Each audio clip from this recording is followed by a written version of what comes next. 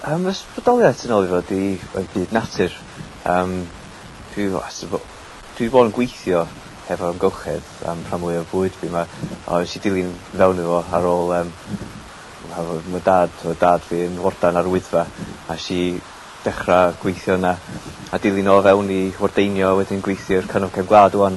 A mae y celf yn un darn o hynna. Mae'r ysbrydoliaeth dwi'n gael o edrych ar natur yn dod trwad i fewn i'r celf, dyna pan dwi'n neud o.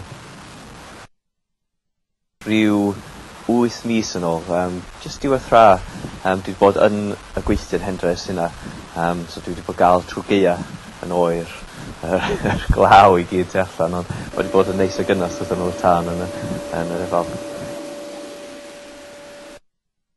Dehongli giat sydd wedi fynd i fewn i Cwm Idwal, a mae'r giat yna, oedd yn rhywbeth o'n i'n oedd yn plesu fi lot i neis. Dwi'n gario gymaint o amser yn y mynyddoedd, so oedd yn neis rhoi rhywbeth yn ôl yna. A dyna oedd y darn gyntaf eisiau gwneud ers yna. Dwi'n bod yn gweithio a wneud residencies bach, rhai yn agos yn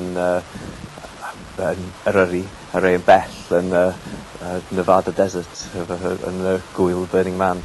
So mae wedi bod reit amrywiol. Oedd Galluogi yn ffantastig, sy'n ddim gallu gwneud o hebddo fo.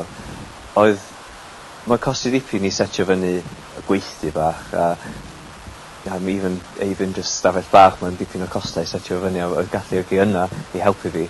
Ddim just yn y ffordd i setio fyny efo pres, ond eto hefo advice a guidance pan ni'n trio setio fyny, a deitha fi ar pitfalls yn ni'n weld pan o'n i'n mynd i fewn i busnes, y pethau i edrych allan am. So the support yna'n bendigedig.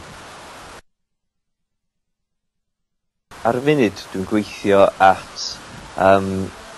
dwi'n gweithio at exhibition bach yn galeri yn Gaernarfon. Dwi efo collection o gwaith bach yn mynd i fewn i hynna. So dwi wrthi wneud sculptures ar hynna ar y funud.